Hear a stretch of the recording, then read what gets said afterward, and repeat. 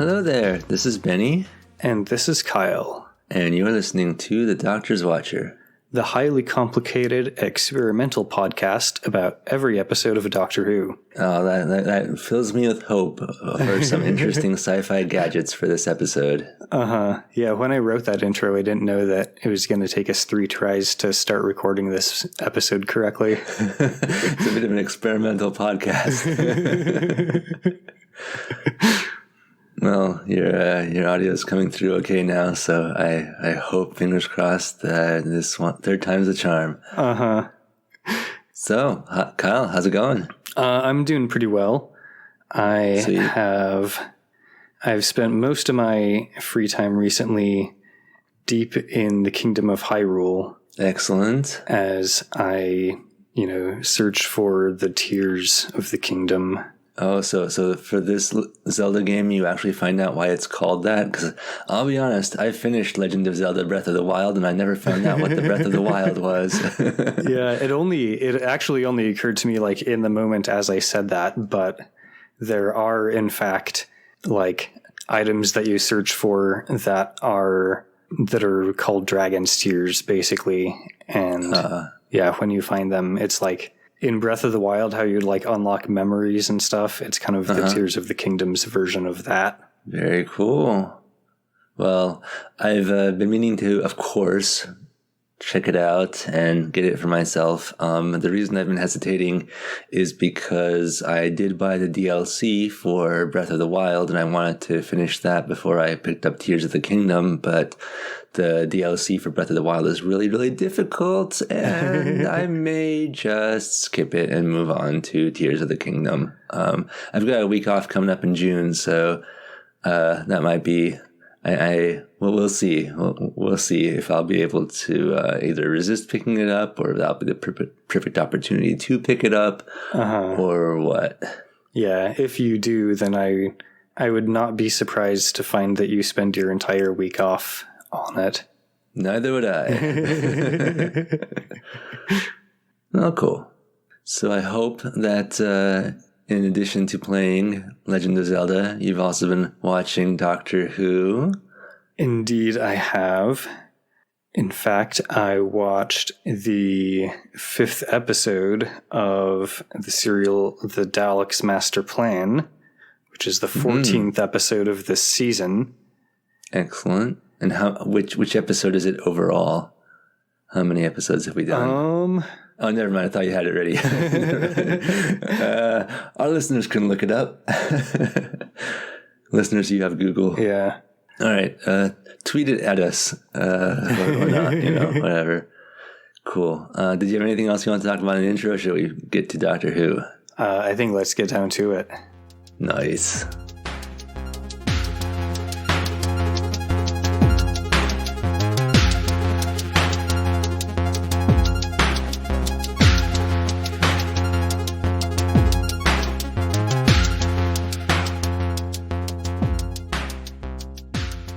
Counterplot.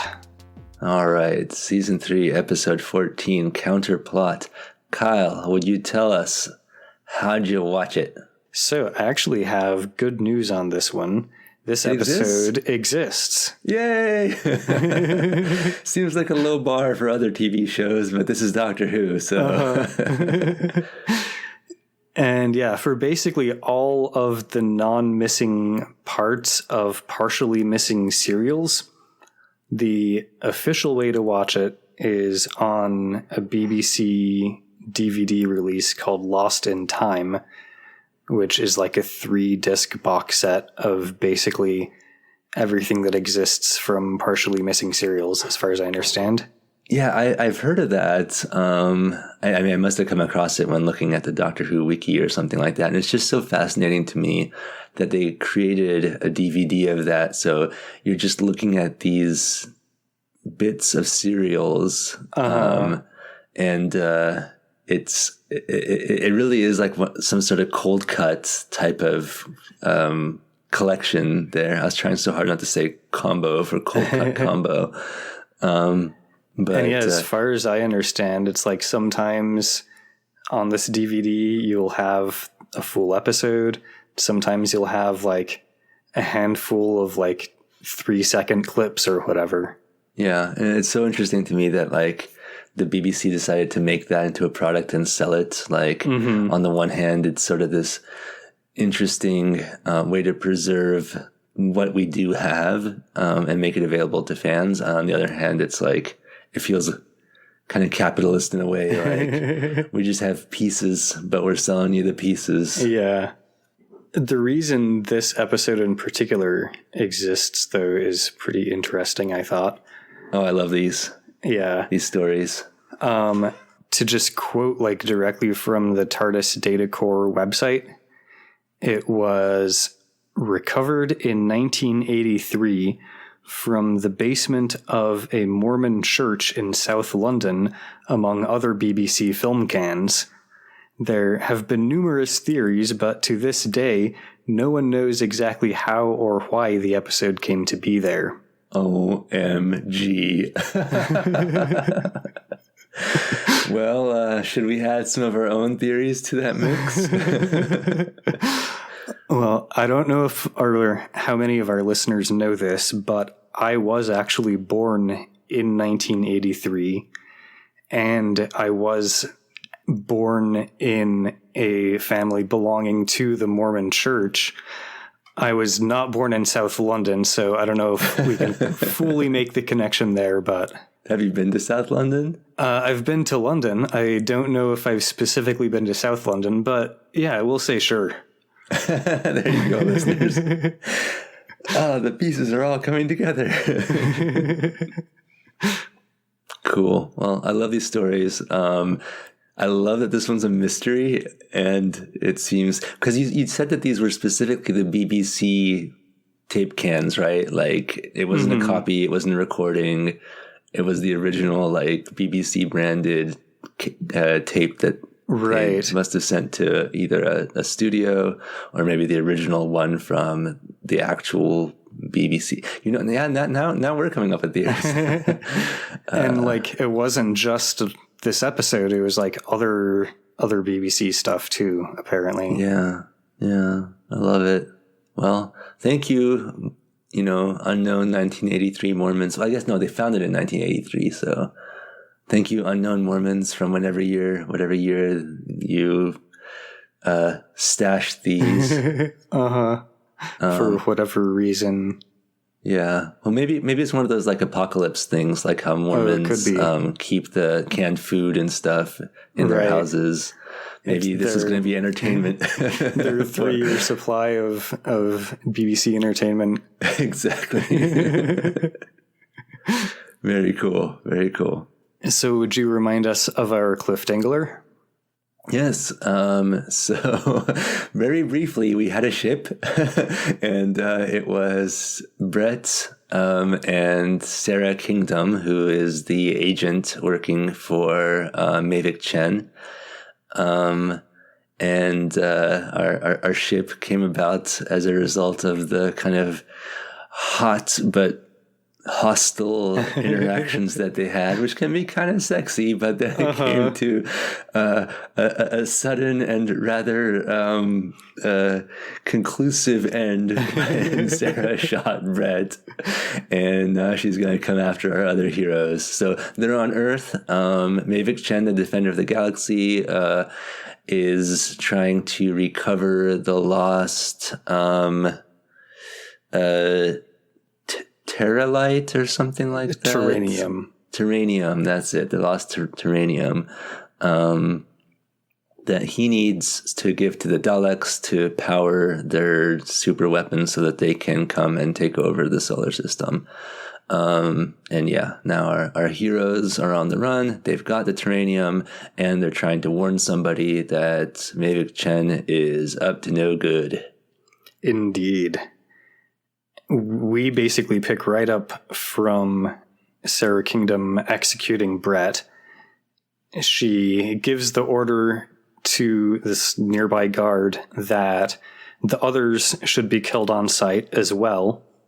Nice. I mean, not for our heroes, but interesting and cool for our story here. And then we cut over to Stephen and the doctor, who are running through the corridors. They're looking for a place to hide. The doctor wonders where Brett is, and Stephen's like, He's right behind us. I think he's probably dealing with that girl. Well, it involves that girl, or, woman, as somebody who's not the doctor would probably refer to her. Right. Yeah, I guess Stephen's learning from the doctor. The two of them run into a strange room. Strange room. What's so strange about it, Kyle?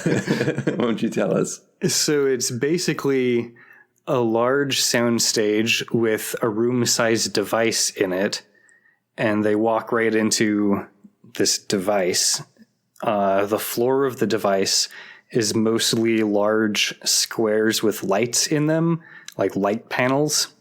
Very cool. And then there are these like sort of angled panels curving up to form the four like walls basically on the four sides of the chamber. Cool. And inside the chamber, in addition to the doctor and Stephen, there's also a large glass capsule, like kind of on a pedestal or a stand or whatever. And this glass capsule has like antennas and flashing lights on top. It's beeping, and it has apparently mice inside of it. Very cool. I'm getting a little bit of Hitchhiker's Guide to the Galaxy vibe from those mice right now, but we'll see. Yeah, definitely. When you said the doctor and Stephen, it sort of occurred to me that this is the smallest our party has been. I mean, obviously they've been separated at times, and we had kind of sub parties running around. But Katerina dead, Brett, who as we were saying, was never officially a companion, but was an NPC attached to the party for a bit, is also dead. Mm-hmm. A lot of people are just getting dead this serial. And now we're down to the doctor and one companion, just the doctor and Stephen, and that's the smallest it's ever been. Yeah, we started never off with just two. Yeah, that's interesting. So the doctor thinks that probably this glass capsule is some sort of experimental transmitter. It transmits mice. We cut to a different room full of control panels with like buttons and switches and dials and gauges and readouts. And there's even like a reel-to-reel tape machine. Very cool. Most of this is like in panels on the wall, but there are also a few places to sit that also have control panels. Mm-hmm. And there are a couple of scientists in this room operating these panels. They are getting ready to proceed with their experiment when a couple of guards come into the room looking for two strangers. And one of the scientists basically just tells the guards to leave. We're in the middle of a highly complicated experiment. Now get out of here. Yeah, we're trying to do science. Either that or podcasting. And well, hopefully it doesn't take them 3 tries to do the experiment that they're working on. And there's a bit of discussion and arguing, but after a few moments, the guards do just leave, basically. Good, because I want to see this experiment. We cut back to the strange... No, we cut away. No.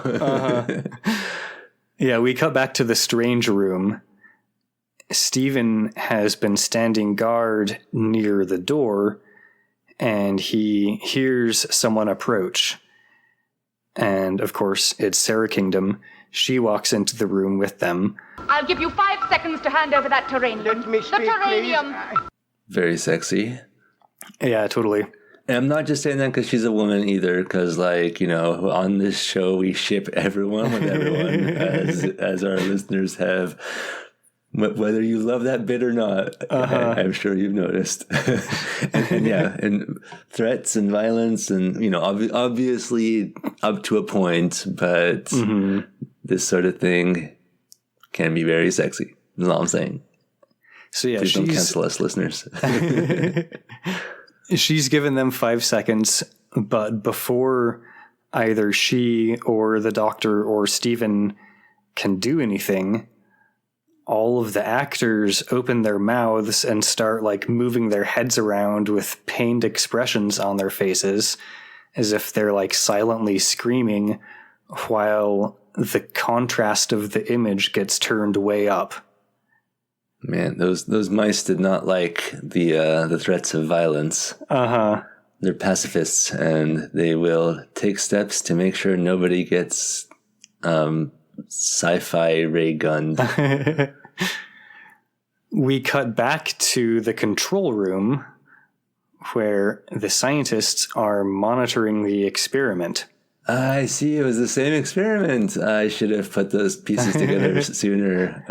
I don't know why I didn't. I mean, obviously we got the lab rats with the little mice and stuff, but I think I was just a little too taken with the idea of the mice somehow being characters. Projections F9 Alpha 00 Zeta.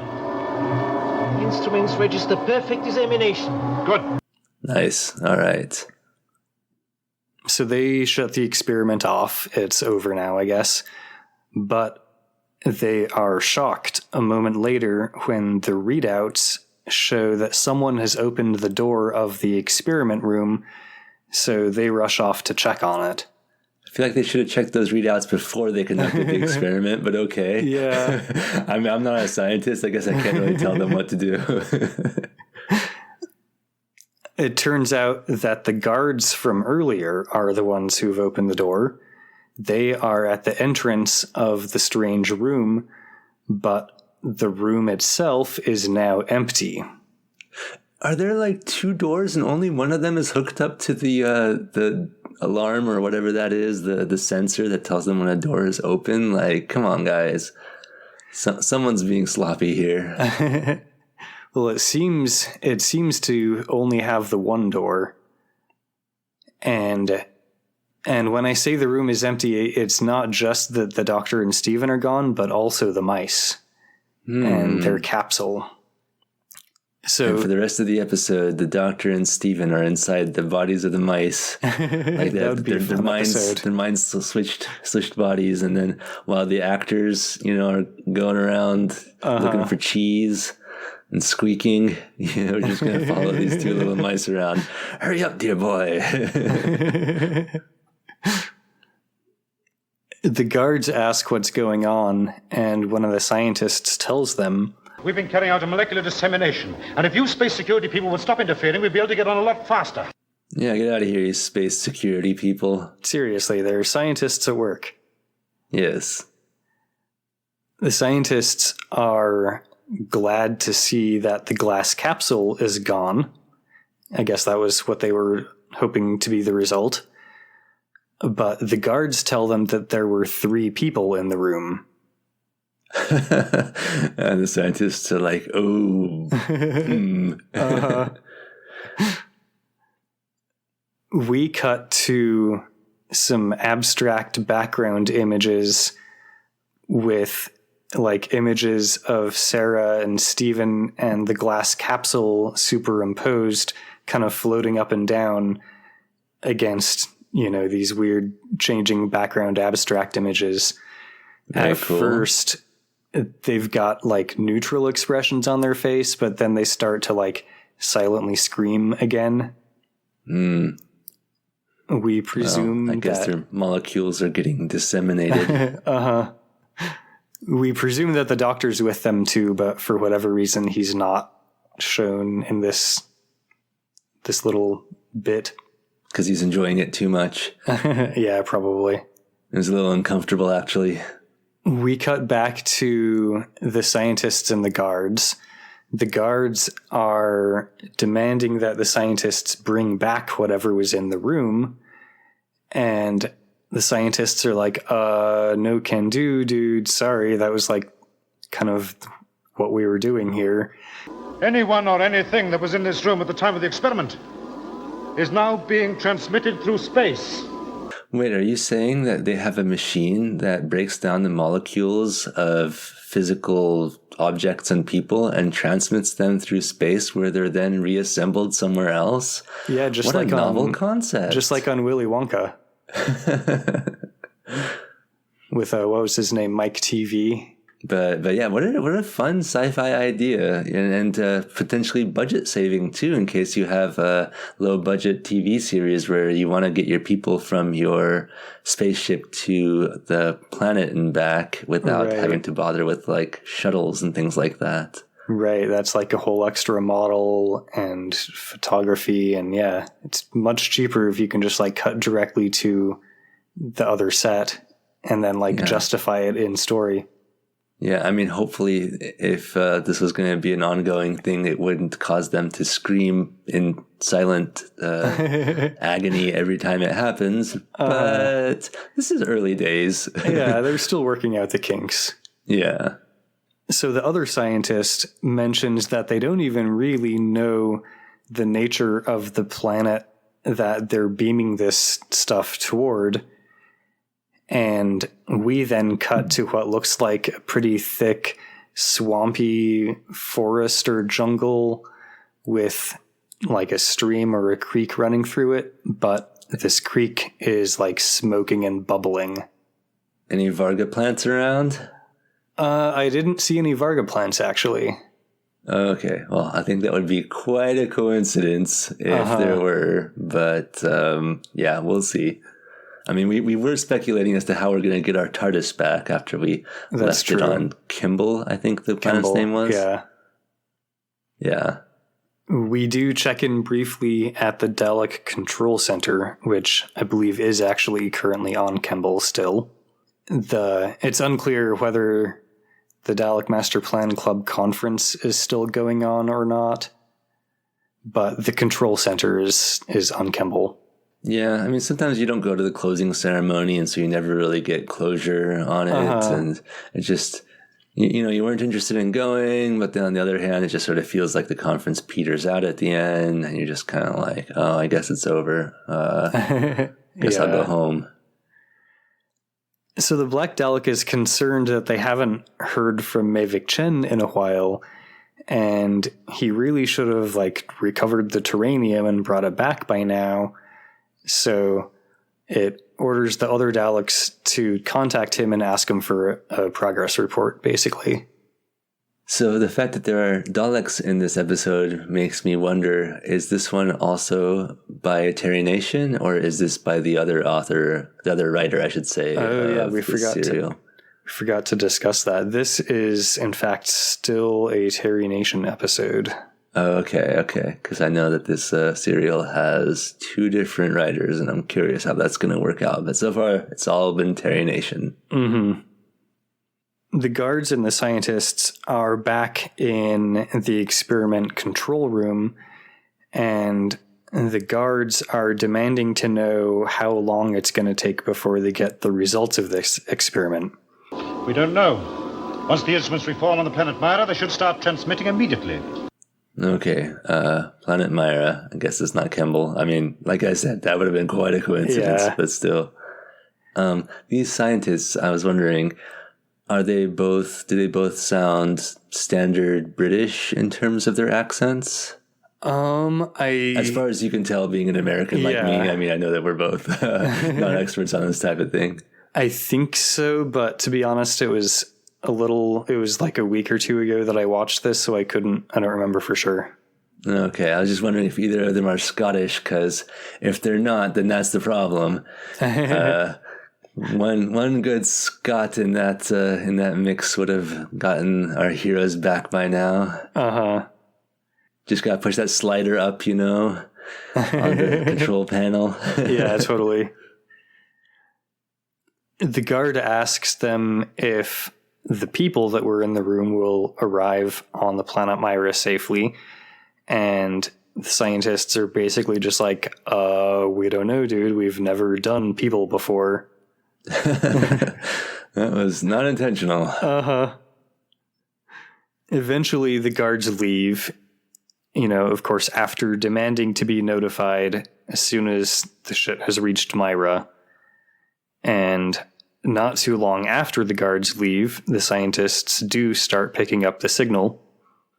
We cut back to the swampy place from earlier, which we now presume to be Myra. And as the camera pans, we sure enough see that the glass capsule is there and the mice are okay. Oh, good. We were most concerned about the mice. I mean, I was concerned about the mice. Of course, I love mice, but also curious what happened to our heroes. Yeah, we only get to see the mice for now. Okay. This podcast is amazing. Amazing. The emissaries from the 7 planets will arrive as arranged, and we will tell them all about this podcast. Tell your friends. Write a review and leave it with a 5-star rating. We obey. Mavic Chen is informed by his lackey Carlton that the mice have arrived safely on Myra. And Mavic Chen's like, what mice, dude? And like, come on, you're not making any sense. Yeah. Chen is pretty down in the dumps because, of course, the Daleks are expecting him to bring the Terranium back. Yeah. And, of course, the Terranium is on the planet Myra now, as far as they hope. But Carlton suggests that he tell the Daleks that he sent the fugitives with the Terranium to Myra on purpose as a security measure because too much attention was being paid to them on Earth. Worth a shot. Yeah, totally. They talk about how the Daleks need humanity's advanced knowledge of mineralogy to get the Terranium.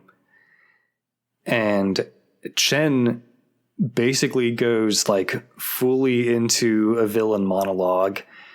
Excellent. Yeah. Strutting around the teleportation chamber. He's gesturing. He finally ends with both of his arms like outstretched up in the air. Without me, their plan cannot completely work. Without me, they are but nothing. Nothing!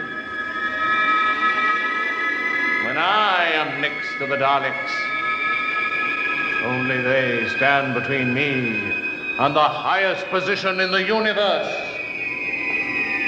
Then will be the time for me to take complete control. Excellent. I'm glad that this episode has been recovered so that we could enjoy the villain monologue the way it was originally meant to be. With the gestures and the strutting and everything. Yeah, it was great. I loved it. And I was definitely having similar thoughts about, I said earlier that 75% of the serial is missing. And yeah, I'm glad that this is part of the 25%. Excellent. And yeah, so we basically get full confirmation that like his eventual goal is to overthrow the Daleks and be in charge of the universe himself. After he finishes this monologue, he kind of notices Carlton looking at him with like a what the fuck look on his face. Carlton's like, that didn't seem like a good person type of monologue. And again, like I'm glad that we have like the facial expressions of Carlton, and then Chen here, he kind of like sheepishly lowers his arms and he tells Carlton that Carlton's fortunate for his place in galactic history because he's going to be like Chen's right-hand man, basically. And then he leaves the room. Yeah, and Carlton's sitting there like, man, it's time to dust off the old resume. We cut back to Myra, where the doctor is laying on the ground. Oh, good. He survived. I was worried there for a minute. He wakes up. He seems to be okay. He checks the jar of Terranium that's like in his coat pocket, his jacket pocket, basically. And it also seems to be okay. he sees the mice nearby and just kind of starts examining their whole setup.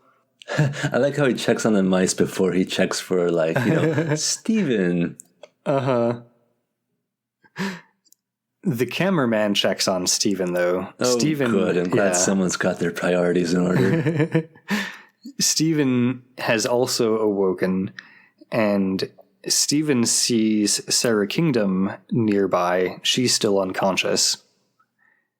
He takes her gun, and then he starts trying to wake her up, which I thought was... That's probably the right order of actions there. Yeah, the smart way of doing things.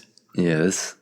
The doctor does start looking for Steven at this point, but what the doctor doesn't notice, but the cameraman does, is that there are footprints appearing in the dirt, like kind of a ways behind the doctor, following him.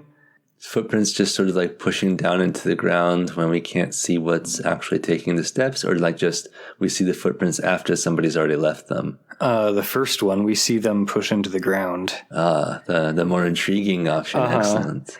And also, Oh, go ahead. I was going to say, you said cameraman, and normally I would correct you and say you probably mean camera person or camera operator, but let's face it, this is the 1960s in the BBC. Statistically, I guess we can't say with 100% certainty, but probably a cameraman. Yeah, I did actually mean camera operator, but yeah, probably that was an accurate statement, unfortunately. Yeah. The other interesting thing about these footprints, in addition to the fact that we don't see what causes them, is that they're not humanoid. They're like animaloid or monsteroid. Oh. And they're Are basically we talking more like bird-like or wolf-like, bear-like? I would say duck? Like wolf-like or bear-like. Ooh, I dig it. That's awesome. They're kind of like roundish pads, and they have like 4 big long claws, it looks like. Very cool. The doctor and Steven find each other. Steven's like, what the fuck happened? She was going to cap our asses, then there was a weird noise, and now we're here. Let's see if the doctor takes credit for it. He basically just sends Steven to look around for a place to hide. And it's so hard for him to say the words, I don't know. Yeah, seriously. Sarah wakes up. The doctor tells her that she's lucky to be alive, and then he basically takes her with him and follows after Steven. Interesting. Okay. We check in with the Daleks again, just briefly.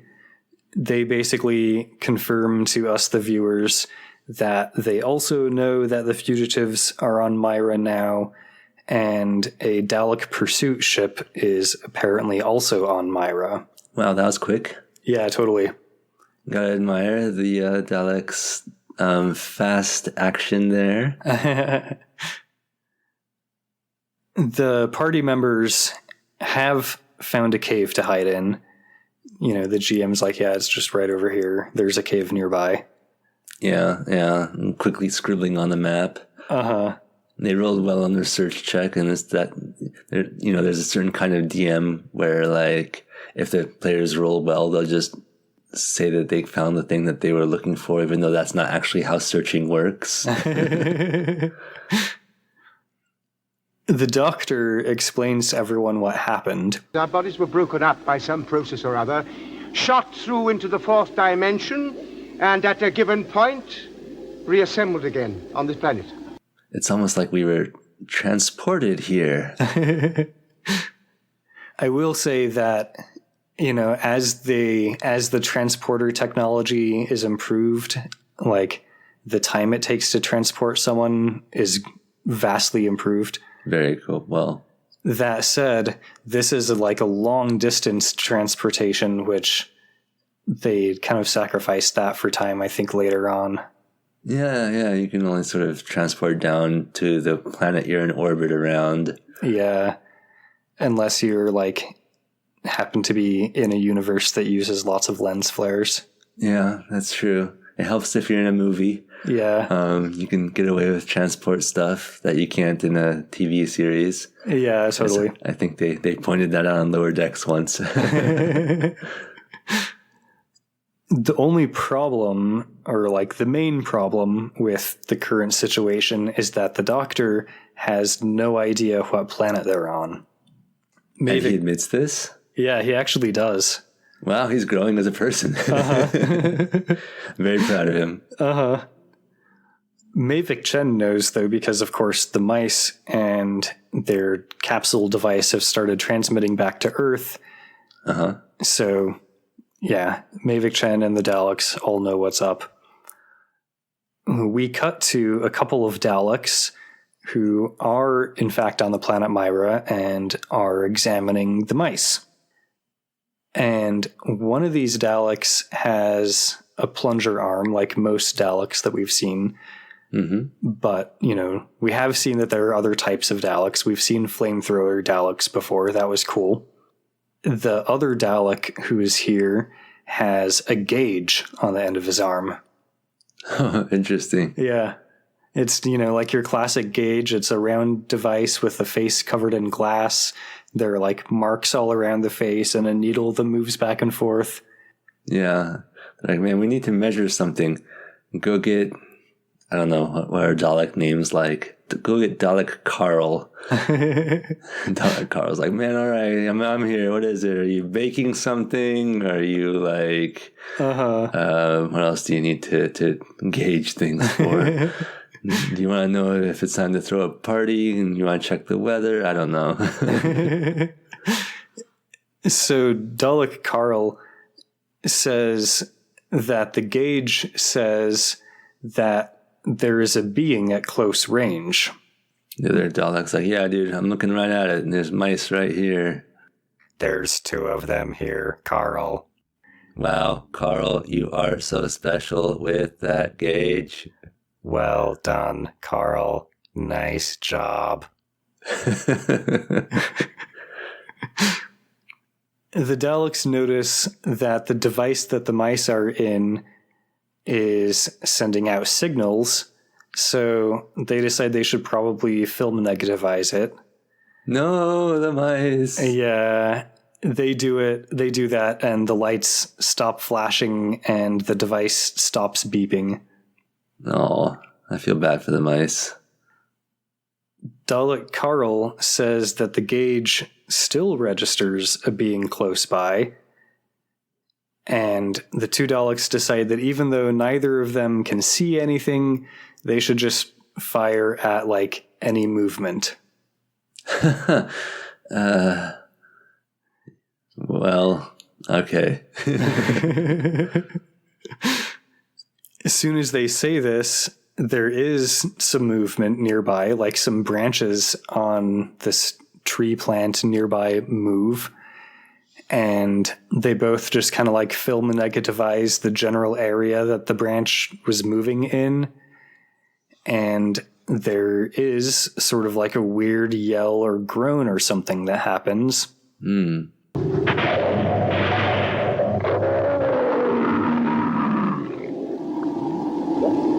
beings appear to be invisible. Well, whatever you're shooting at is, yeah. Always a good budget-saving technique, of course. Yeah, totally. You do have to do the special effect of the footprint appearing, but that's manageable. Yeah. These Daleks don't actually seem that concerned about these invisible beings. They just, like, need to keep searching for the fugitives, basically. We cut back to the experiment control room, where the scientists are upset because they have stopped receiving their signal from the mice. Yeah, I'm right there with you guys. Yeah, totally. They speculate that the fugitives must have damaged the device. No, our heroes would never hurt little mice. Carlton asks if there are, like, any natural beings on Myra, and the scientists say that their probes never showed any. We never saw any. That's why we sent the mice. I was hoping that they might perhaps... Oh, dear. Perhaps we should send some more mice. The answer to every problem. Send more mice. Carlton basically forbids them from sending anything else until they reestablish contact with what they've already sent. Yeah. I think that's kind of probably like a wise choice. You don't get dessert until you've finished your dinner. You can't start a new experiment until you finish up this one. Well, okay. We cut back to the doctor, who is investigating the area immediately surrounding the cave that they're staying in. Mm-hmm. He hears something approach, so he starts just kind of swinging his walking stick in the vegetation, and apparently it seems to hit something invisible. Gasp. I would that's what's supposed to be happening, but I have to say, one drawback to this episode existing, William Hartnell's mime action wasn't really that great. He just sort of swinging his stick around, and he swings it a slightly different way, and then I guess it hit something. Yeah, pretty much. But this does cause him to realize what's happening and where they are. I might have known it. Visions. The planet Mara. The only planet that has invisible creatures. Yeah, pretty much, apparently. Back in the cave, Stephen is very angry with Sarah because she killed Brett. And Brett was apparently the only person who could have warned Earth about the Dalek's master plan. Sarah's like, wait, the what now? She says that Brett was a traitor because he and Stephen and the doctor stole the terranium. It was needed desperately to spread the peace which was founded in the solar system to reach the whole galaxy. Yeah, to spread the peace. Stephen asks her, what the terranium was for, specifically. Mm-hmm. A valid question. Thank you, Stephen. She's basically just how the fuck should I know? Stephen's like, well, might want to look into that. Yeah. She just kind of goes to the whole, I was just following orders thing. And Stephen's like, yeah, you didn't think about how a space security agent, the thing that you also belong to, could have been a traitor. You didn't, question him or anything. You just fucking killed him. Uh-huh. She basically doesn't know, what Stephen wants her to say to this. And just then the doctor comes in. He tells her that Stephen's story is true. Stephen starts, pestering her some more, again, about killing Brett. And she finally reaches a breaking point. Shut up. Brett Byrne was my brother. And she rushes out of the cave. Oh, shit. Yeah. Okay. I'm guessing she doesn't mean that in a brothers in arms kind of way. That had occurred to me. We never get clarification on... I mean, based on her reaction, I would say it's probably that he was her, yeah, parents' other child or whatever. That was the impression I got. Yeah. So she rushes out of the cave. Stephen is going to follow after her, but the doctor basically tells Stephen to let her go because she finally believes them now. And a moment later, we hear her kind of grimace, and she rushes back into the cave because something touched her. Oh. The doctor explains to the two of them that they're on the planet Myra, and that the invisible Visians are very vicious. I like that they're called Vizians. They're invisible, and they're called yeah, love it. Yeah. The Doctor thinks that they need to GTFO ASAP, but he doesn't really know how to do this yet. Well, they have literally no spaceship whatsoever now. Stephen goes to the mouth of the cave, where he can hear the Vizians rumbling, and sounds like they're getting closer. And then the words appear on the screen? Not quite yet. Almost. Okay. I will be patient. So it sounds like the Vizians are getting closer, and it seems like our player characters are trapped in the cave, and Sarah, the NPC, who's joining the party for the moment, it seems. Mm-hmm. We cut back to Mavic Chen's office, where he and Carlton are discussing things. It seems like the Daleks have believed his story about sending the fugitives and the Terranium to Myra on purpose. So he now needs to get back to Kemble before the Daleks who are already on Myra get to Kemble themselves with the Terranium. So he tells Carlton to take his people to Venus.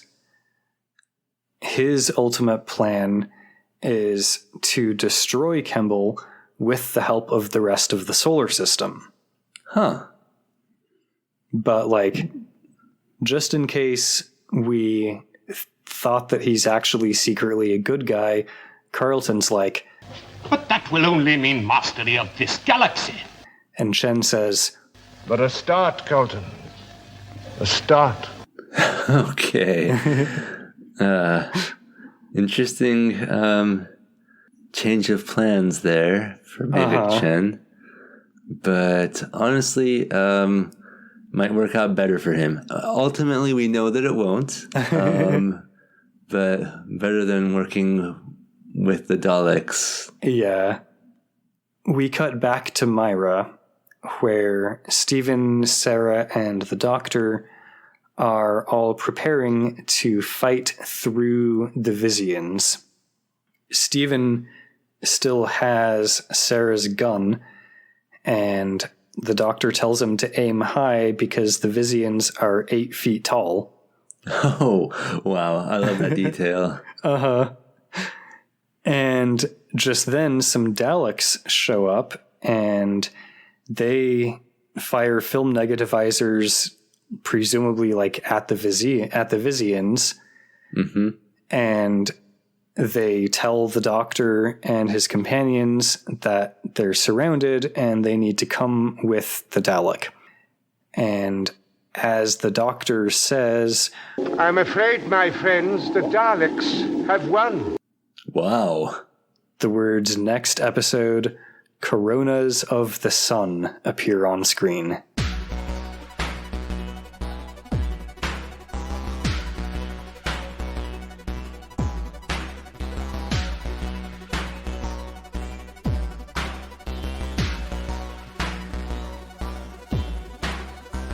Nice. Another good episode title. Yeah, totally. And a pretty good episode. I mean, I like the Vizians. I like the plots that are taking place. I must admit, I don't fully understand what's going on with Mavic Chen right now. Don't really understand what he intends. But yeah. I mean, when you're working with Daleks and you don't trust them and they don't trust you, you got to have plans within plans. Yeah, I know generally he intends to overthrow and defeat the Daleks and control the universe instead of them, but specifically it's hard to say how he intends to achieve that aim. Yeah, it seems like originally he was going to take over the universe with the Daleks and then overthrow them. Mm-hmm. But now he seems to be changing the order of events. Yeah. So, cool. Yeah, who knows? Cool. So at this point in time, how are we feeling about Sarah Kingdom? Does she seem pretty cool and heroic, just with an unfortunate luck when it came to bosses? Or does she seem kind of nasty? Is she bad?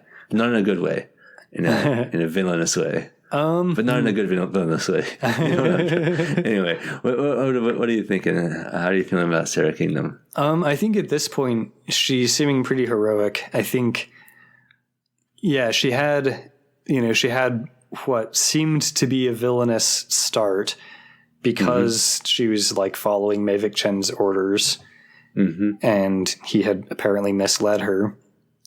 But I think, with her revelation that Brett was her brother, like that moment was kind of like her acceptance of what Steven and the Doctor were telling her about actually Mavic Chen's the evil one. And yeah, so that was like, I think, a pretty solid face turn. Excellent. So yeah, I think that's a good face turn. That's where she's at for now. Almost as much as I love a good heel turn. Well, yeah, that was a fun episode. Yeah. And I'm curious where we're going from here. Well, come back in 2 weeks to find out where our heroes are going in Coronas of the Sun. Yeah. Man, Terry Nation, back on it with the episode titles. I mean, presumably it might be the other guy, but we'll find out. Cool. Well, we'd like to thank Circuit 23 for the awesome theme song he made for us. You can check him out on Bandcamp and SoundCloud. Well, hold on a sec. Yeah, check out his album on Bandcamp, Men's Vermis, and check out his other music on SoundCloud. There's links in the show notes. And you can always email him at circuit.23@gmail.com. Thank you, Kyle, for watching Doctor Who and telling me all about it. And thank you, Benny, for listening to me talk all about Doctor Who. And thank you, listeners, for listening to me and listening to Kyle talk about Doctor Who. We'd always love to hear from you. You can email us at thedoctorswatcher@gmail.com or tweet us at drwatcher. And if you love our show, don't forget to share, rate, and review. Indeed. We always love it when we get new listeners, and we love seeing the ratings and reviews. I actually haven't checked our ratings and reviews recently, so I can only assume that they're still good. Here's hoping. All right. Well, listeners, we'll see you in 2 weeks. Indeed. Bye.